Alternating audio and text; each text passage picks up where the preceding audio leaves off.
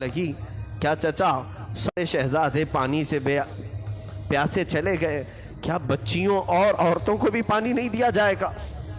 حضرت عباس نے کہا سکینہ تم نے میرے جوش کو للکارا ہے، لاؤ مشکزہ اور میں پانی لا کر کے رہوں گا، تم انتظار کرنا دیکھ کہ میں ابھی پانی لاتا ہوں اور پورے خیمے کو پلاتا ہوں۔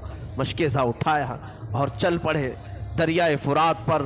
آپ تلواروں سے مقابلہ کرتے ہوئے پورے یزیدی لشکر کو چھانٹ دیا اور کوفہ کے یہ بزدلوں کی فوج میں سے نکلتے ہوئے دریائے فرات تک پہنچ گئے۔ فرات میں پہنچنے کے بعد آپ نے دیکھا پانی جوش مارتا ہوا، ٹھنڈا پانی، ندی کا میٹھا پانی، اور مشکزہ ہاتھ میں ہے۔ اٹھایا۔ میرے عزیزو آج افطاری کا منظر مجھے یاد آتا ہے کہ جب ہم دن بھر کے بھوکے ہوتے ہیں، سامنے ٹھنڈا شربت رکھا ہو، میٹھا پانی رکھا ہو، اذان کیا ہوتی ہے کہ سب سے پہلے ہم اٹھائے اور پی جاتے ہیں۔ کس کا روزہ ہے یا نہیں ہمیں اس کی خبر نہیں۔ مولا عباس کو دیکھو، چلو اٹھایا اور کہا کہ میں تھوڑا پانی پی لوں پھر مشکزے میں بھروں۔ اس کے بعد اپنے ہاتھ کو کوسنا شروع کیا۔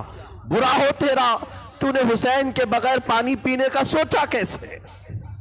چلو سے پانی پھینک دیا اور کہا مولا حسین اپنے خیمے میں پیاسے، بچے تڑپ رہے ہیں اور عباس یہاں پہنچ گیا ہے تو کیا پانی پی لے گا؟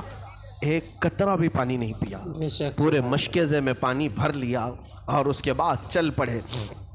جب جیسے ہی چلے یزیدیوں کے ساتھ حملہ ہوتا رہا اور لوگوں نے پکار کر کے کہا، عمرو بن سعد نے، اے لوگوں خیمے حسین تک پانی جانے نہ دینا، اگر پانی چلا گیا تو پھر جنگ بھاری پڑ جائے گی، ہمارے لیے یہاں پر جنگ لمبی ہو جائے گی، لہذا عباس کو روکو۔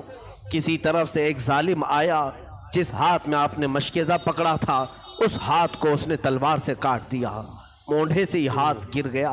آپ نے دوسرے ہاتھ میں مشکزہ اٹھایا، ظالم نے تلوار چلائی، دوسرا ہاتھ بھی کاٹ دیا۔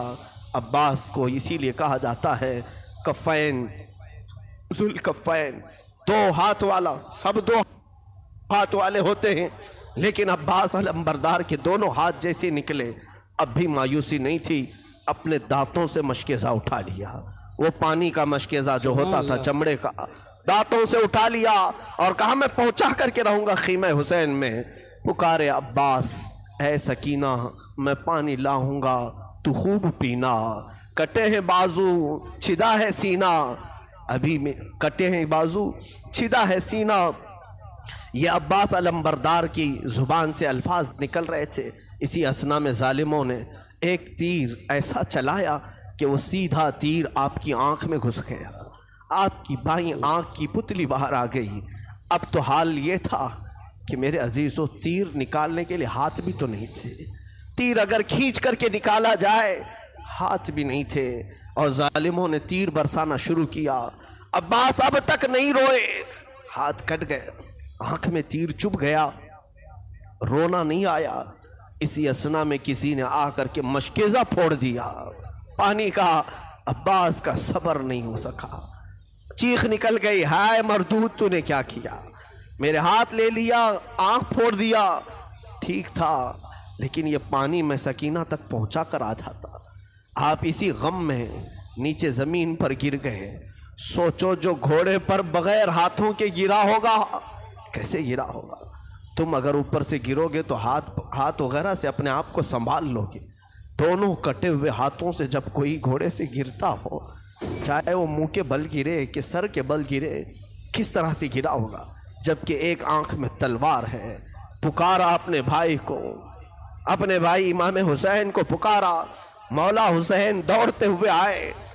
راویوں نے لکھا ہے کہ حسین ابن علی اتنی تیزی سے دوڑتے ہوئے آئے کہ پورا امامہ کھل گیا تھا اور کپڑے الجھ گئے تھے۔ دوڑتے ہوئے آئے، عباس کو اٹھایا، سر لیا، اب بھی جان باقی تھی۔ کہا امام علی مقام سے کہ ہاتھ دونوں نہیں ہیں، تیر آپ اپنے ہاتھ سے نکال لیں۔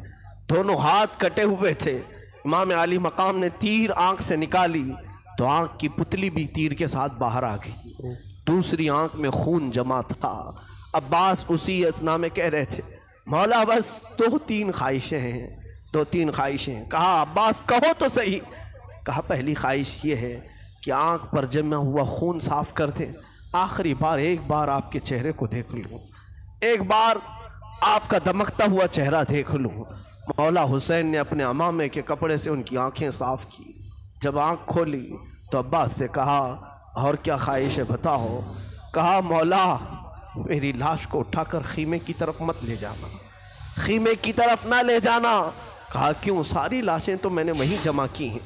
کہا عباس کہنے لگے مولا اس لیے کہ میں سکینہ کا مجرم ہوں، میں اس کے لیے پانی کا وعدہ کرایا تھا، بغیر پانی کے واپس میرے جانے کی ہمت نہیں ہے، میری لاش کو یہیں چھوڑ دے، اللہ کے واسطے میری لاش خیمے تک نہ پہنچائیں، کہیں سکینہ ناراض نہ ہو جائے، کہیں وہ میرے خلاف نہ بولنے لگے کہ پانی کا وعدہ کیا اور لایا نہیں۔ عباس علم بردار یہ گفتگو کرتے کرتے اچانک ان کی آنکھیں بند ہو گئیں اور روح نکل گئی۔ انا للہ و انا الیہ راجعون۔ 56 سال کے بڑھاپے میں حسین ابن علی کھڑے ہوئے، اپنی کمر پر یوں ہاتھ رکھا، کہا الآن انکسر ظہری، مولا اب میری کمر ٹوٹ گئی، اب میری ریڑھ کی ہڈی ٹوٹ گئی، کیونکہ عباس کو مولا حسین اپنی ریڑھ کی ہڈی کہتے تھے۔ حسین ابن علی رضی اللہ تعالیٰ عنہ حضرت عباس کو اٹھائے ہیں، پھر لے آئے ہیں۔ بیویوں نے پوچھا عباس پانی لانے کے لیے گئے تھے، لے آئے؟